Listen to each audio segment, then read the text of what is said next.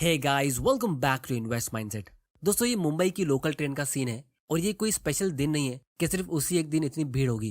ये मुंबई का रोज का सीन है जहां लोगों को हर रोज सिर्फ ऑफिस जाने के लिए स्ट्रगल करना पड़ता है। और काफी सारी रिपोर्ट्स में आता है कि मुंबई की लोकल ट्रेन से हर रोज 10 लोगों की मौत हो जाती है। अब दोस्तों, ऐसा नहीं है कि सिर्फ मुंबई के मिडिल क्लास लोग स्ट्रगल करते हैं। सच ये है कि इंडिया के दूसरे पार्ट्स के लोग तो और भी ज्यादा स्ट्रगल करते हैं और वो स्ट्रगल एज के साथ बढ़ता रहता है। इस स्ट्रगल को एक्सप्लेन करने के लिए मैं आप लोगों को एक स्टोरी सुनाता हूँ। तो मिलिए मिस्टर गुप्ता जी से। ये मुंबई के एक मिडिल क्लास एरिया में रहते हैं और इनकी फैमिली में 4 लोग हैं। इनकी प्यारी वाइफ जो एक होम मेकर है, इनकी छोटी बेटी जो स्कूल जाती है और एक बड़ा बेटा जिसने अभी 10th पास किया है। उसको 10th स्टैंडर्ड में 95% मार्क्स आए, जो एक बहुत बड़ा अचीवमेंट है। इसी बात पे इनकी वाइफ बहुत ज्यादा खुश होती है कि फाइनली उनका बेटा बड़ा होकर कुछ बड़ा नाम करेगा, और इसीलिए उन्होंने एक पार्टी रखी अपने खास रिश्तेदारों के साथ। तो खुशी का मौका था। सभी गेस्ट गुप्ता जी के बेटे को बधाई दे रहे थे कि उसका फ्यूचर जरूर बहुत ब्राइट होगा और वो लाइफ में कुछ बड़ा करेगा। और उसी वक्त गुप्ता जी साइड में आके विंडो से बाहर देख के अकेले में कुछ सोचने लगते। वो थोड़े दुखी नजर आ रहे थे क्योंकि तब उनको रियलाइज होता है कि जब उन्होंने भी 10th स्टैंडर्ड पास की थी तो उनको भी 90% मार्क्स आए थे, जो उनके जमाने में काफी ज्यादा थे। और फिर उनको भी लोगों ने ऐसी बातें कही थी कि वो भी बड़े होकर कुछ बहुत बड़ा करेंगे। लेकिन आज उनके पास खुद के घर के अलावा और कोई खास प्रॉपर्टी या वेल्थ नहीं है। उनकी फैमिली और उनके ऑफिस के लोगों के अलावा उनको कोई जानता भी नहीं है। हाँ, वो एक अच्छी कंपनी में जॉब जरूर करते हैं, लेकिन उनको कुछ ही सालों में रिटायरमेंट मिलने वाला है और उन्होंने उसके लिए कुछ खास सेविंग्स या प्लानिंग की नहीं है। जब उन्होंने 10वीं पास की थी तब उन्होंने ये सोचा था कि वो 30 साल की एज के अंदर ही बहुत मेहनत करके जल्दी रिटायरमेंट लेंगे और फिर अपनी लाइफ को एंजॉय करेंगे। लेकिन आज उनकी एज 50 साल क्रॉस हो गई है और उनको मंथली बिल्स पे करने का टेंशन होता रहता है और फ्यूचर में कोई फाइनेंशियल इमरजेंसी ना आ जाए उसका डर होता है। तो कुछ बहुत बड़ा अचीव करना तो बहुत दूर की बात है, ये पीसफुली रिटायर भी शायद नहीं हो पाएंगे। तो मेहनत तो इन्होंने बहुत की, लेकिन अब 50 की एज होने के बाद भी ये अपनी लाइफ में आगे बढ़ ही नहीं पा रहे। जो टेंशन इनको 20-30 साल पहले होते थे आज भी वही है। ऐसा लगता है जैसे वो किसी ट्रेडमिल पे भाग रहे थे और कहीं पहुंच नहीं पा रहे।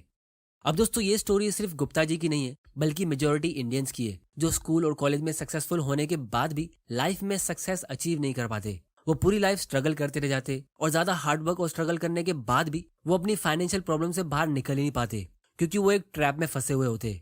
और ये ट्रैप इतना स्ट्रांग होता है कि इसमें 99% लोग फंस जाते, जिससे निकलना इम्पॉसिबल होता है। ये है मिडिल क्लास ट्रैप। दोस्तों, आप में से बहुत सारे लोग अभी अपनी 20s में होंगे और काफी यंग होंगे, तो ये वीडियो आपके लिए बहुत इंपॉर्टेंट है। क्योंकि जो टेंशन आपको आज है, अगर आप उसको आज फिक्स नहीं करोगे तो 10-20 साल बाद भी आपको वही टेंशन होते रहेंगे। तो इससे पहले कि हम ये समझे कि हम इस मिडिल क्लास ट्रैप से निकले कैसे, हमको ये समझना होगा कि हम इस ट्रैप में फंसते कैसे। क्योंकि इसकी शुरुआत हमारे बचपन से ही हो जाती है। मिडिल क्लास पेरेंट्स अपने बच्चों की वायरिंग ऐसी करते हैं कि वो लाइफ में सेफ्टी को चुने, ना कि ग्रोथ को। मतलब job security, 9 to 5 corporate culture, इन सब चीजों को लाइफ का अल्टीमेट गोल बताया जाता है। तो बचपन से हमें एक स्क्रिप्ट पकड़ा दिया जाता है जिसमें हमें अपनी लाइफ किस तरह जीना है वो लिखा होता है। और हमारी लाइफ के 3 सबसे इंपॉर्टेंट फैसले उस स्क्रिप्ट के हिसाब से हमारे पेरेंट्स ले लेते हैं। सबसे पहला कि हम कौन सा करियर चुनेंगे, दूसरा हम कब और कौन सी फैमिली में शादी करेंगे, और तीसरा हम अपनी सेविंग्स कहाँ इन्वेस्ट करेंगे। अब दोस्तों, शादी वाले फैसले में मैं कमेंट नहीं करूंगा, लेकिन जो करियर और इन्वेस्टमेंट वाला फैसला है वो एक प्रॉपर मिडिल क्लास वाला होता है। क्योंकि 100 में से शायद एक ऐसे माँ बाप होंगे जो अपने बच्चों को करियर के लिए बिजनेस और इन्वेस्टमेंट के लिए स्टॉक मार्केट, ये दोनों चुनने कहेंगे। क्योंकि मेरे पेरेंट्स ने भी मुझे काफी मिडिल क्लास वाली एडवाइस दी थी, जिसे अगर मैं फॉलो करता तो शायद मैं हमेशा मिडिल क्लास ट्रैप में रहता। लेकिन मैंने कुछ अलग किया जो हम किसी और दिन डिस्कस करेंगे। लेकिन अगर आप जानना चाहते हो तो नीचे कमेंट करके बताओ, या फिर अगर इस वीडियो को एक हफ्ते के अंदर 10,000 लाइक्स मिलते तो मैं नेक्स्ट वीडियो में उसको डिस्कस करूंगा। और दोस्तों, अगर आपके पेरेंट्स ने भी आपकी लाइफ के ये 3 फैसले खुद लिए तो मुझे नीचे कमेंट करके बताओ, या फिर अगर आपने खुद अपने लिए डिसाइड किया तो वो भी मुझे नीचे कमेंट करके बताना। और फिर बाद में जब हम स्कूल और कॉलेज जाते अपनी एजुकेशन के लिए, तो बाकी का स्क्रिप्ट हमें वहां से मिल जाता है, जहाँ पे हमें लाइफ टाइम तक एक डिसिप्लिन्ड और ओबीडिएंट एम्प्लॉय बनने के लिए ट्रेन किया जाता है। लेकिन हमारी फाइनेंशियल लाइफ में जरा सा भी डिसिप्लिन नहीं होता है, क्योंकि फाइनेंशियल एजुकेशन हमें स्कूल में सिखाया नहीं जाता है। जिसकी वजह से अगर कुछ गिने चुने लोगों को कहीं से अच्छे पैसे मिल भी जाते तो वो भी इस ट्रैप से बाहर नहीं निकल पाते। इसका भी मैं आप लोगों को एक बढ़िया सा एग्जांपल देता हूँ। काफी सारी रिसर्च में आया है कि 70% लॉटरी विनर्स जो करोड़ों की लॉटरी जीते, वो उतना ज्यादा पैसा जीतने के बाद भी 10 साल के अंदर वापस गरीब हो जाते और वही जॉब करने लगते जो वो लॉटरी जीतने के पहले कर रहे होते। और बाकी के 30% थोड़ा ज्यादा टाइम लगाते, लेकिन वो भी अपनी लाइफ टाइम में गरीब बन जाते। जैसे मैं यहाँ पे एक रियल एग्जांपल देता हूँ माइकल कैरोल का, जो वेस्ट कलेक्ट करने का जॉब करता था और 2002 में जब वो 19 साल का था तो उसकी 9.7 मिलियन पाउंड की लॉटरी लगती है, जो इंडियन रुपीस के हिसाब से ऑलमोस्ट 100 करोड़ होता है। अब इतनी बड़ी कीमत जीतने के बाद कोई सपने में भी सोच नहीं सकता कि उसके सारे पैसे कभी खत्म हो गए, लेकिन लॉटरी जीतने के सिर्फ 8 साल के अंदर ही उसके वो सारे पैसे खत्म हो जाते हैं। और जो जॉब वो लॉटरी जीतने के पहले कर रहा था, वेस्ट कलेक्ट करने का, वो फिर से वही जॉब करने लगता है। पहले वो होप के साथ जॉब करता था, लेकिन अब रिग्रेट के साथ जॉब करता है। तो दोस्तों यहाँ पे अगर आप थोड़ा गौर करो तो सारे मिडिल क्लास और पुअर लोग यही सोचते कि अगर उनके पास कहीं से बहुत सारे पैसे आ जाए तो उनकी सारी प्रॉब्लम दूर हो जाएगी। लेकिन यहाँ पे हम देख सकते हैं कि करोड़ों की लॉटरी जीतने के बाद भी लोग इस ट्रैप से बाहर निकल नहीं पाते। तो अब ये एक बहुत ही सीरियस प्रॉब्लम है, क्योंकि पैसे मिल जाने के बाद भी अगर हम इस ट्रैप से निकल नहीं पाते तो इस प्रॉब्लम का सोल्यूशन क्या है। तो दोस्तों इसके लिए मैं आप लोगों को स्टेप बाय स्टेप आंसर देता हूँ। सबसे पहला और सबसे बेसिक स्टेप ये है कि हमें इस माइंडसेट से बाहर आना होगा कि आपकी कोई और आके हेल्प करेगा, क्योंकि आधे लोग जो आपकी एक्चुअली में हेल्प करना चाहते तो वो खुद ही इस ट्रैप में फंसे, तो वो आपकी हेल्प करेंगे कैसे। और बाकी लोग जो एक्चुअली में आपकी मदद कर सकते इस ट्रैप से बाहर निकलने के लिए, तो वो खुद के फायदे का सोच रहे, आपके फायदे का नहीं, जैसे बैंक वाले।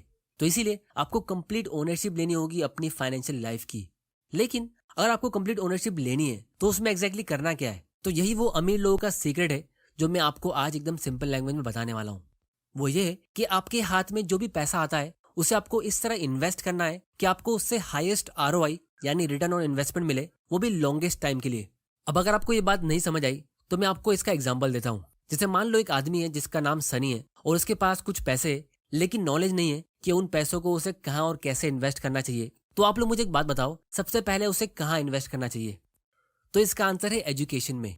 जैसे आप बुक्स खरीदोगे, सक्सेसफुल लोगों की लाइफ पढ़ोगे या कोर्सेज बाय करोगे। अब ये चीज आप लोगों ने मेरे चैनल पे काफी बार सुनी होगी, लेकिन आज हम इस बात की गहराई को समझने की कोशिश करते हैं। वॉरेन बफेट के पास आज बिलियन डॉलर्स की वेल्थ है, लेकिन अगर वो किसी वजह से अपने सारे पैसे गवा देते, जो होना इम्पॉसिबल है, लेकिन फिर भी मान लो अगर ऐसा हो जाता है, तो अगले दिन वो एक न्यू म्यूचुअल फंड स्टार्ट कर सकते, क्योंकि वो स्टॉक मार्केट के एक्सपर्ट है, लोग ये बात जानते हैं। तो उनके म्यूचुअल फंड में बहुत सारे लोग इन्वेस्ट करने के लिए रेडी हो जाएंगे, जिससे उनके म्यूचुअल फंड का साइज बिलियंस का हो जाएगा और उसका 1-2% चार्ज करके वो अगले ही दिन वापस अमीर बन जाएंगे। इसी तरह नवल रविकांत, जो एक सेल्फ मेड बिजनेसमैन है, उन्होंने एक बुक लिखी थी। उसमें वो कहते हैं कि आप मेरे सारे पैसे ले लो, मेरी सारी प्रॉपर्टी ले लो, मेरा घर, गाड़ी, एक्सेट्रा सब कुछ, और बस मुझे किसी इंग्लिश स्पीकिंग कंट्री में छोड़ दो, मैं 5 साल के अंदर वापस अमीर बन जाऊंगा।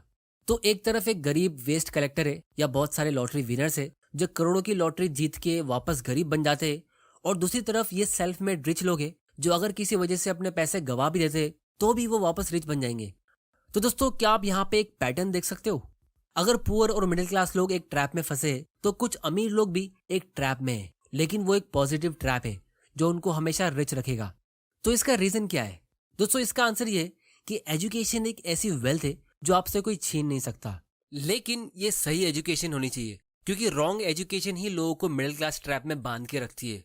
उन्होंने अपनी लाइफ की अर्ली स्टेज में सबसे पहले ये एजुकेशन की इन्वेस्टमेंट किए, जिससे उनको हाईएस्ट रिटर्न ऑन इन्वेस्टमेंट मिला, यानी हाईएस्ट आरओआई, जो उनको लॉन्गेस्ट टाइम पीरियड के लिए बेनिफिट देता रहेगा, मतलब लाइफ टाइम के लिए। अब दोस्तों अगर मैं अपनी खुद की बात करूं तो ये इन्वेस्ट माइंडसेट नहीं होता अगर मेरे पास फाइनेंस की इतनी नॉलेज नहीं होती और लोग आगे से कोर्स को बाय करने के लिए मुझे डिमांड नहीं करते कि सर आप कोर्स लॉन्च करो, हम उसे बाय करेंगे, हम आपसे सीखना चाहते हैं। तो अगर आप भी स्टॉक मार्केट इन्वेस्टिंग सीखना चाहते हो और हाईएस्ट रिटर्न वाला इन्वेस्टमेंट करना चाहते हो, तो उसके लिए मैंने आप लोगों के डिमांड पे एक पावरफुल कोर्स बनाया है, जिससे आपको बिजनेस और इन्वेस्टिंग की रियल नॉलेज मिले। उसके लॉन्च होते ही 1000 से भी ज्यादा लोगों ने एनरोल कर लिया है और उनका रिस्पॉन्स भी काफी बढ़िया है, जो आप स्क्रीन पे देख सकते हो। क्योंकि इसमें बेसिक्स ऑफ स्टॉक मार्केट से लेके wealth creating sectors, high compounding stocks और कौन सी गलती आपको नहीं करनी है और इन्वेस्टिंग करते वक्त आपको किन चीजों का ध्यान रखना है, इन सबको मैंने कवर किया है, ताकि आपको ये स्टॉक मार्केट से अमीर बनने का गेम अच्छे से समझ में आ जाए। तो इस कोर्स की लिंक मैंने नीचे डिस्क्रिप्शन में डाल दी है, आप वहां जाके इसे चेक कर सकते हो। क्योंकि दोस्तों जिस तरह हमें अपनी सोसाइटी के लोगों से मिडिल क्लास में रहने का स्क्रिप्ट मिलता है, जिसको लोग लाइफ टाइम तक फॉलो करते हैं और मिडिल क्लास में रहते हैं, तो उसी तरह रिच रहने का भी एक स्क्रिप्ट होता है जो मैं आप लोगों को आज बताऊंगा। तो इसीलिए अगर आपने अभी तक इस चैनल को सब्सक्राइब नहीं किया है तो जल्दी से कर लो और बेल आइकन को प्रेस करना मत भूल जाना, क्योंकि इस चैनल के जरिए मेरा गोल आप लोगों को फाइनेंशियली एजुकेट करके फाइनेंशियल फ्रीडम दिलाना है। तो ये था सबसे पहला और सबसे बेसिक स्टेप कि be a learning machine. Charlie Munger जो 30 साल की एज में अपना सब कुछ खो चुके थे, अपने बच्चे, अपनी वाइफ और अपनी सारी वेल्थ, फिर भी वो अपनी 40s में ही फाइनेंशियली फ्री हो गए थे और आज वो एक सेल्फ मेड बिलियनर है। उनका एक कोट है कि I constantly see people rise in life who are not the smartest but they are learning machines. They go to bed every night a little wiser than they were when they got up. Those who keep learning will keep rising in life. In short, इसका मतलब यह है कि life में सीखना बंद तो life में जीतना बंद। अब बात करते हैं दूसरे लेसन की कि रिच लोग पैसे कमाते कैसे और उसे इन्वेस्ट कैसे करते। तो दोस्तों, अगर आप किसी भी रिच इंसान की लाइफ को ध्यान से रीड करोगे और साइड बाय साइड किसी लॉटरी विनर की लाइफ को रीड करोगे जो फौरन गरीब हो जाते, तो आपको उनके अर्निंग और इन्वेस्टिंग के तरीके में जमीन आसमान का फर्क दिखेगा। तो वो चीज मैं आप लोगों को आज एकदम सिंपल लैंग्वेज में समझाता हूँ। तो ये इस वीडियो का सबसे इंपॉर्टेंट पार्ट होगा, यहाँ पे पूरा ध्यान देना। तो दोस्तों, दुनिया में 4 टाइप के लोग होते हैं। सबसे पहले वो जो जॉब करते, यानी वो फिक्स्ड सैलरी अर्न करते, और फिर उनकी जो सेविंग्स होती है तो वो उसे ऐसी जगह इन्वेस्ट करते जहां उनको फिक्स्ड रिटर्न मिलता है। मतलब उनकी एक्टिव इनकम और पैसिव इनकम दोनों में ये फिक्स्ड वाला कॉन्सेप्ट होता है। तो ये हुआ एकदम रॉन्ग पैटर्न अर्निंग और इन्वेस्टिंग का, जो हमेशा मिडिल क्लास ट्रैप में रहे हुए लोगों की लाइफ में मिलेगा। लेकिन सबसे बेस्ट पैटर्न ये है जो दूसरे टाइप के लोग होते हैं कि आप कोई बिजनेस कर रहे हो जिसमें आपका अपसाइड पोटेंशियल बहुत होता है, यानी आपकी एक्टिव इनकम फिक्स्ड नहीं होती है, वो ग्रो हो सकती है। फिर आप उसे री इन्वेस्ट कर रहे हो अपने बिजनेस में या दूसरे बिजनेस में, यानी स्टॉक्स में। तो इसमें एक्टिव इनकम और पैसिव इनकम दोनों ही एक्सपोनेंशियली ग्रो हो सकती है, यानी कंपाउंडिंग के पावर से। और सारे रिच मिलियनर्स और बिलियनर्स यही पैटर्न फॉलो करते हैं। जैसे मुकेश अंबानी जब भी पैसा कमाते तो वो या तो खुद के बिजनेस में इन्वेस्ट करते या फिर दूसरे बिजनेस को बाय आउट कर लेते या उसके स्टॉक्स ले लेते। जैसे मुकेश अंबानी की कंपनी रिलायंस ने 2008 में एशियन पेंट्स के शेयर्स खरीदे थे। उन्होंने 500 करोड़ से एशियन पेंट्स की 4.9% ओनरशिप ली और 2020 में वो इन्वेस्टमेंट 5000 करोड़ के ऊपर ग्रो हो गया था। तो जिनके पास बिजनेस और इन्वेस्टिंग की स्ट्रॉन्ग नॉलेज होती है तो ऐसे लोग जल्दी रिच भी बनते हैं और फिर अपनी लाइफ टाइम में नई नई ऊंचाइयों पे पहुंचते रहते हैं। फिर तीसरे टाइप के वो लोग होते जो बिजनेस तो करते जहां से उन्हें एक्टिव इनकम काफी अच्छी मिलती है, लेकिन उनको इन्वेस्टमेंट की इतनी नॉलेज नहीं होती है। तो वो अपनी सेविंग्स को बैंक अकाउंट में छोड़ देते या एफडी में इन्वेस्ट कर लेते क्योंकि वो ईजी होता है। तो इससे होता ये कि ऐसे लोग शॉर्ट टर्म में तो एंजॉय करते जब तक उनका बिजनेस अच्छा कर रहा होता है, लेकिन कोई भी बिजनेस हमेशा ग्रो करता रहेगा और प्रॉफिटेबल रहेगा इसकी गारंटी नहीं होती है। तो इसीलिए लॉन्ग टर्म में ऐसे लोग स्ट्रगल करते हैं। मैं काफी सारे ऐसे लोगों को जानता हूँ जो एक टाइम पे काफी अच्छा स्टैंडर्ड ऑफ लिविंग मेंटेन करते थे, अच्छी कार में घूमते थे और काफी सारी कंट्रीज घूम के आए हुए थे अपने बिजनेस की वजह से। लेकिन जब धीरे धीरे करके उनका बिजनेस का डाउनफॉल होने लगा तो उन्होंने अपनी कार बेची, फिर अपना बड़ा घर, और अब वो स्ट्रगल कर रहे हैं और छोटे मोटे जॉब्स कर रहे हैं। फिर चौथे टाइप के वो लोग होते जो जॉब कर रहे होते, मतलब उनकी एक्टिव इनकम फिक्स्ड होती है, तो शॉर्ट टर्म में वो शायद इतना एंजॉयमेंट नहीं कर पाएंगे, लेकिन वो अपनी सेविंग्स को समझदारी के साथ अच्छे स्टॉक्स और अच्छे बिजनेस में इन्वेस्ट करते और अपनी नॉलेज को इम्प्रूव करते रहते। जैसे साइकोलॉजी ऑफ मनी में ऑथर हमें एक एग्जांपल देते हैं रोनाल्ड रीड का। वो अपनी पूरी लाइफ एक मामूली गैस स्टेशन अटेंडेंट का जॉब करता है, मतलब पेट्रोल पंप पे पेट्रोल भरने का एम्प्लॉय। लेकिन जब उनकी डेथ हुई तो वो आदमी अपनी विल से $1.2 मिलियन एक लाइब्रेरी में डोनेट करता है और 4.8 मिलियन एक हॉस्पिटल में डोनेट करता है। और ये सारे पैसे इन्होंने स्टॉक इन्वेस्टिंग से ग्रो किए थे खुद।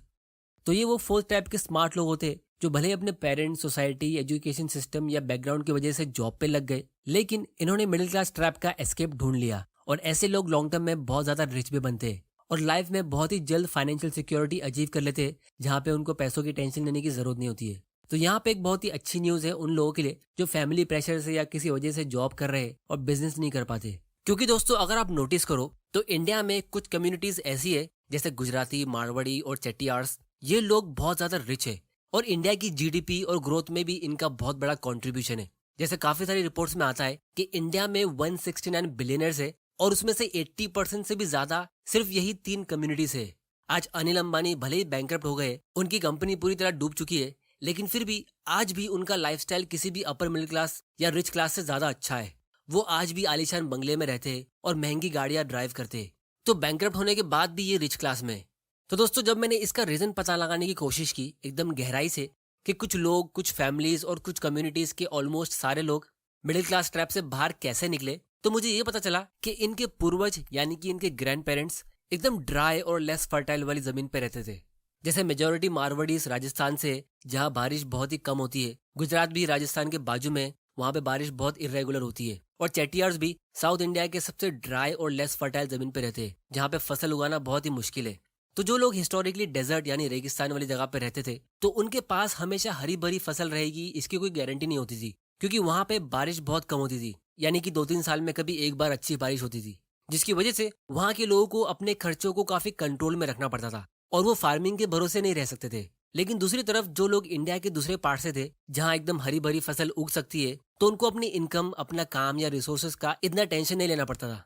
तो इसीलिए जो लोग डेजर्ट वाले एरिया में रहते थे, तो वो अपने पैसों को सेव करके गुड्स को ट्रेड करके छोटा मोटा प्रॉफिट कमाते थे, और फिर वो ऐसी ट्रेडिंग और व्यापार करते करते दूसरे टाइप के बिजनेस करने लगे और अपने बिजनेस को डाइवर्सिफाई करते रहे, क्योंकि फार्मिंग उनके लिए नहीं था। और ये पैसों के मामले में हमेशा अलर्ट रहते थे, क्योंकि उनको पता था कि इनके पास कोई दूसरा ऑप्शन नहीं है। जिसकी वजह से हुआ ये कि ये बिजनेस और मनी माइंडसेट के कुछ रूल्स और प्रिंसिपल्स अपने बच्चों को और अगली जनरेशन को पास करते गए, जो धीरे धीरे करके इनका कोर वैल्यू और कल्चर बन गया।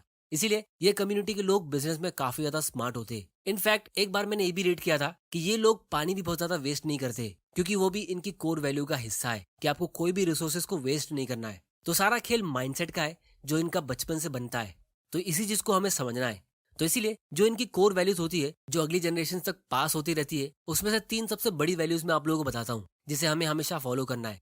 सबसे पहली, गुजरात के बनिया लोगों की वैल्यू कि आपको हमेशा न्यू अपॉर्चुनिटी को ढूंढते रहना चाहिए, फिर चाहे आप कोई नया बिजनेस शुरू करते हो या कोई इन्वेस्टमेंट। तो यहाँ पे लेसन हमारे लिए ये है कि अगर आप जॉब कर रहे हो तो कोई सेकंड सोर्स ऑफ इनकम ढूंढने की कोशिश करो, सिंगल सोर्स ऑफ इनकम के भरोसे मत रहो। इनफैक्ट अगर आप किसी भी बनिए को 2 में से एक ऑप्शन चुनने को कहो, पहला ऑप्शन जहां उनको एक हाई स्टेटस वाला गवर्नमेंट जॉब मिले, जैसे IAS या ऐसा कुछ, और दूसरा वो कोई ऐसा बिजनेस करे जो बहुत रिस्की है, तो वो हमेशा बिजनेस ही चुनेंगे, क्योंकि सिर्फ उनको पता है कि बिजनेस वैसे सेफ जॉब से भी ज्यादा सेफ है। तो बस उनका माइंडसेट ही कुछ ऐसा है। फिर दूसरी कम्युनिटी है राजस्थान के मारवाड़ी लोग, जिनकी एक बहुत स्पेशल कोर वैल्यू है कि पैसे पे हमेशा नजर रखो, वॉच द मनी, और उसे ऐसी जगह इन्वेस्ट करो जहां आपको सबसे ज्यादा रिटर्न मिले, जो मैंने आपको इस वीडियो में समझाया, हाईएस्ट ROI वाला एग्जाम्पल।